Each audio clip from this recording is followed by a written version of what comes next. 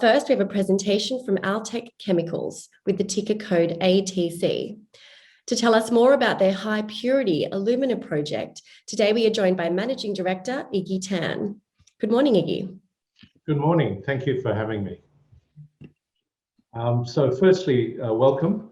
Altech Chemicals is an Australian company. We're listed on the ASX. And what I want to do is to talk about the future of lithium-ion batteries, because high purity alumina fits into where lithium batteries are heading to. And I guess it's fair to say that the vision of lithium-ion batteries have been set by Tesla, and they have announced in their last battery day that they want to halve the cost of their production. And they've launched their new cell, the 4680 cell, which is 5 times more energy and 6 times more power. They've also announced that they want to have 3 terawatts of battery factories by 2030. And that's equivalent to 20 gigafactories around the world. And the other thing that was interesting when they announced the battery day was the increased use of silicon in the anodes. And I want to talk about the future of silicon and how HPA fits in as well. In a lithium battery, on the positive side, you have the cathode material. And when you charge a battery, essentially the lithium ions go from the positive side to the negative side of the graphite. And when you discharge the battery, the lithium ions go back from the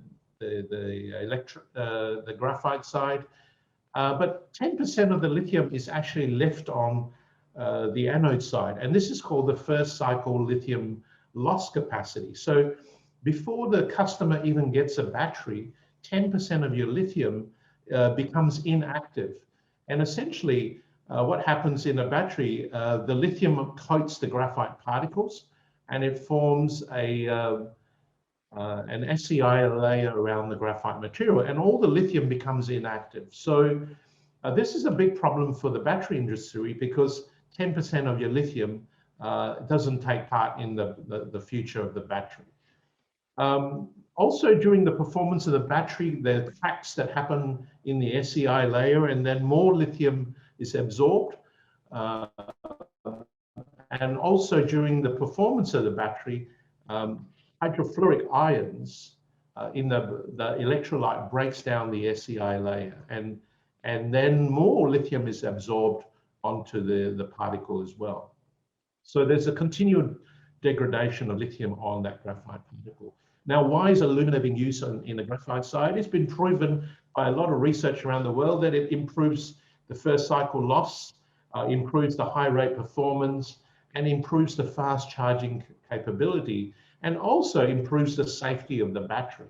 So for example, this is a typical work that's been done where uncoated graphite versus coated graphite shows that the coated graphite battery has 10% more energy capacity after 200 cycles. So this is very important for the future. This is a great example of the coated graphite with alumina affecting the safety of the battery. So on the left-hand side is a nail penetration test. It shows that the battery virtually combusts.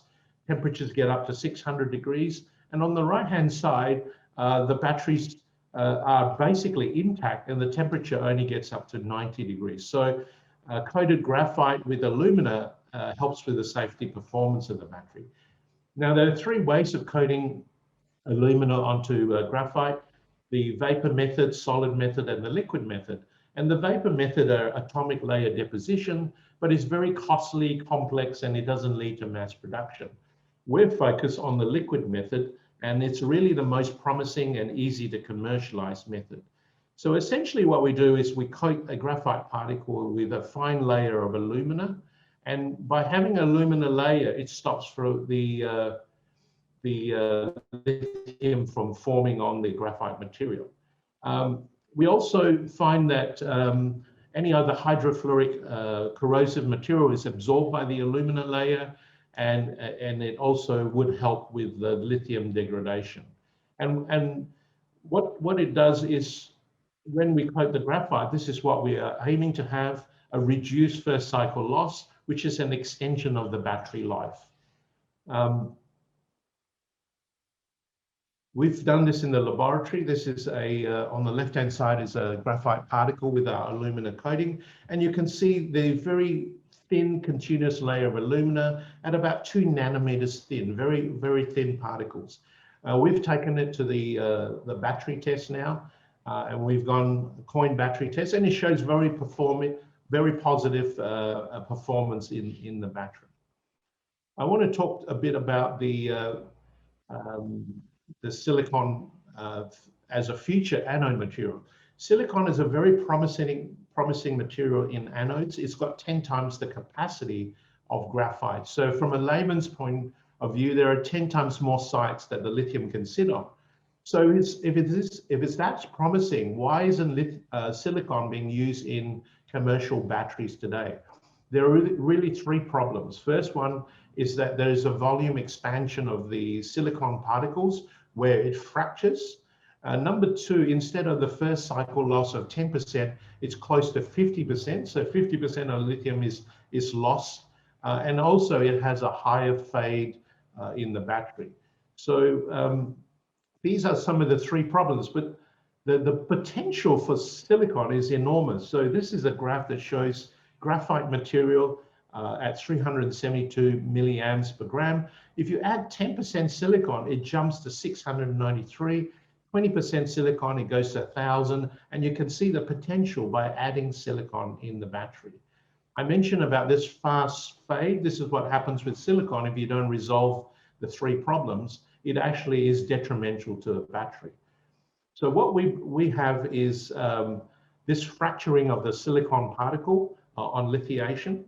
And also, when it does fracture, it has delamination on the anode side. And this is a big problem for batteries.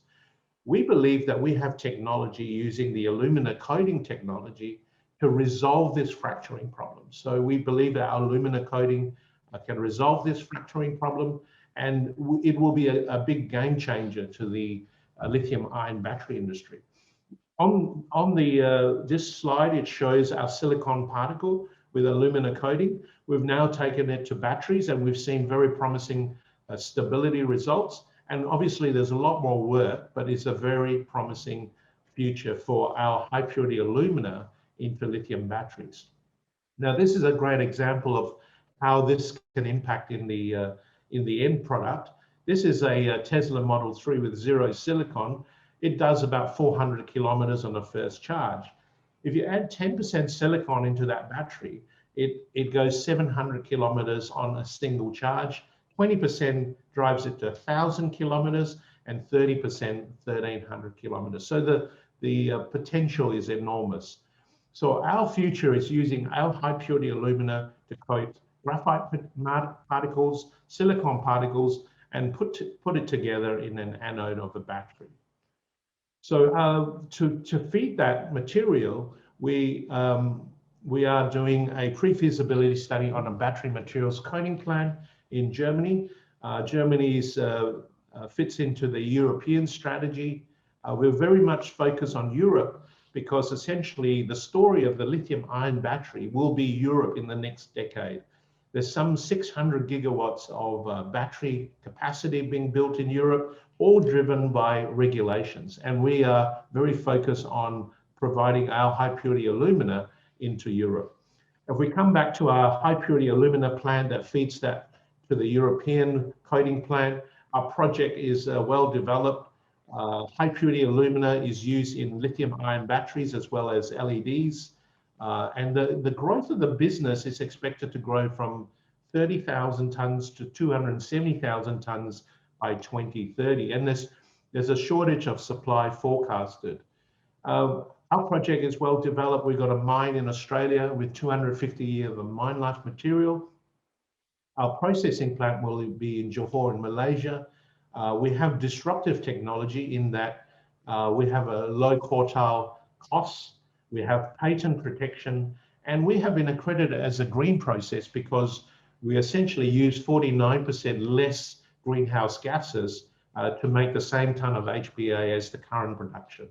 We also have a 10-year offtake Mitsubishi agreement, and we have a build contract with SMS Group for a fixed price and guarantees of the process and the quality and so on.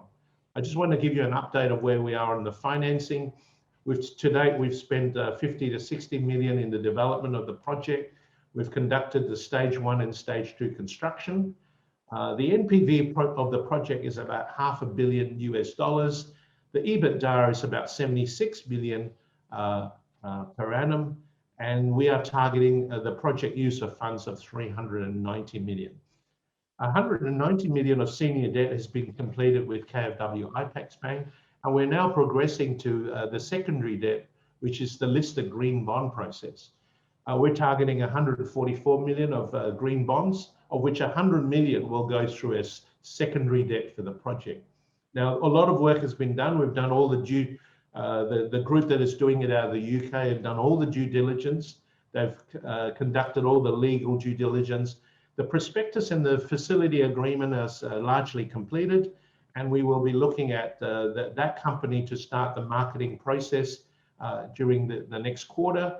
So far, the soft sounding of the green bonds are very positive, and while we're working on that, we also have various mandates to look after the project equity part of the project. And as you know, we've commenced construction on the Malaysian site, really to de-risk the project, and so that when the funding comes through, we're in a good state to commence the project. So thank you very much for your time. Well, thank you for that, Iggy. One of the questions actually has come through. You just did answer it, but I will ask it again. So do you still plan to proceed with the construction of the processing plant in Malaysia? And if so, how is the design proceeding? Yeah, so we have now are waiting for the finance to come through. As soon as the finance comes through, we will have a running start in Malaysia. The reason we started the construction process, we built the maintenance building, substation, underground tanks, is that we can de-risk that project. So we know the ground conditions, we know the contractors, we've got all the permits to get on site. And generally when finance comes through, there's always a delay in getting your permits, environmental permits to get on site. We've de-risked all that, and essentially the project is ready to go when finance comes through. So the project will be built. We are now just trying to finalize the secondary bonds.